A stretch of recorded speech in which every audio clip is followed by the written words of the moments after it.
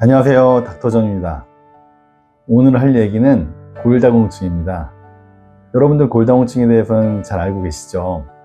뼈에 구멍이 송송 뚫려서 잘 뼈가 부러지기 쉬운 병.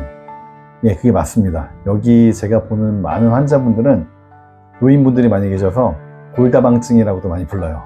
그래도 여기는 의학 채널이니까 조금 더 학술적으로 얘기를 한번 해볼게요.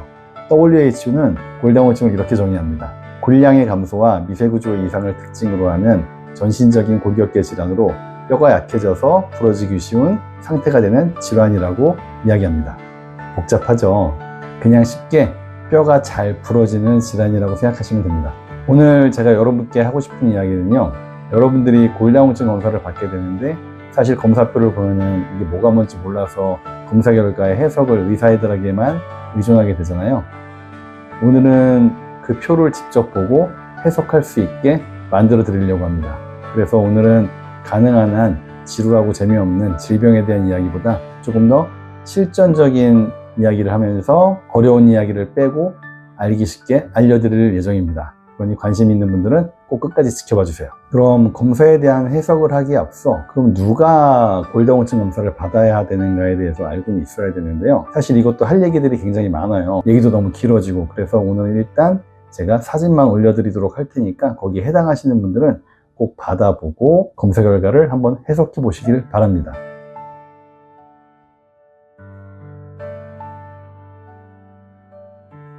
잘 살펴보셨나요?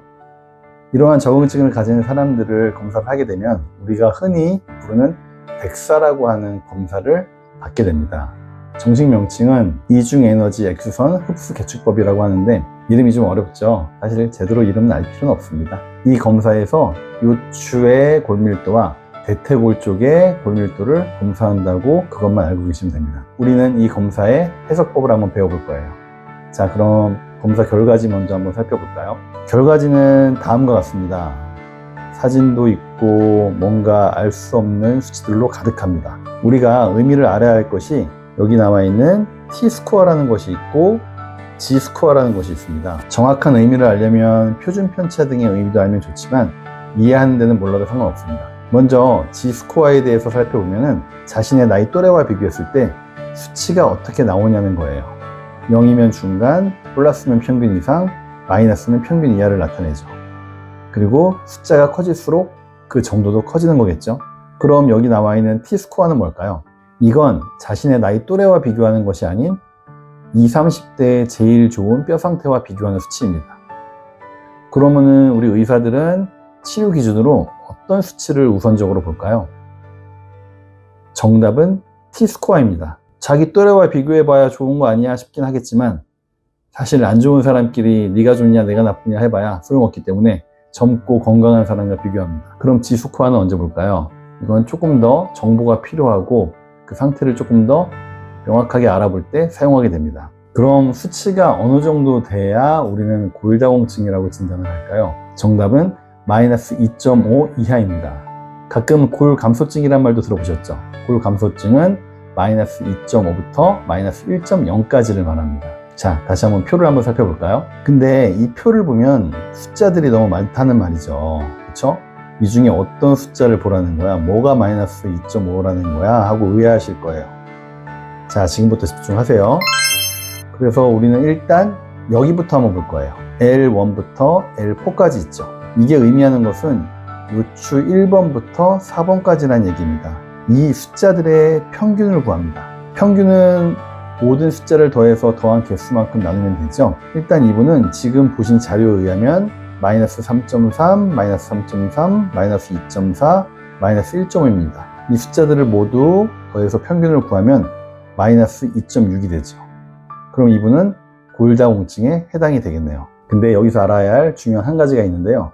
이 수치가 낮으면 낮을수록 뼈가 안 좋다고 얘기를 했죠. 척추뼈는 위에서 아래로 내려올수록 뼈가 점점 좋아져야 합니다. 왜냐하면 중력의 영향을 받아서 뼈가 점점 더 눌리기 때문이죠.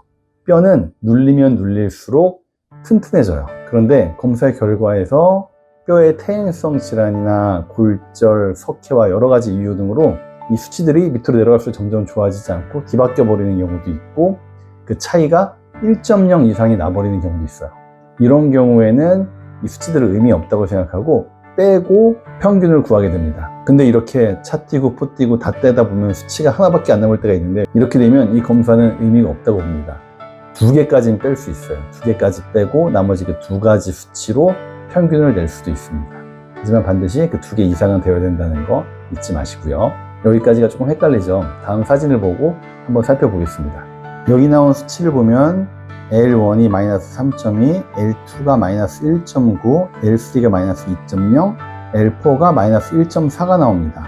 근데 살펴보면 L1과 L2가 차이가 마이너스 1 이상이 나죠.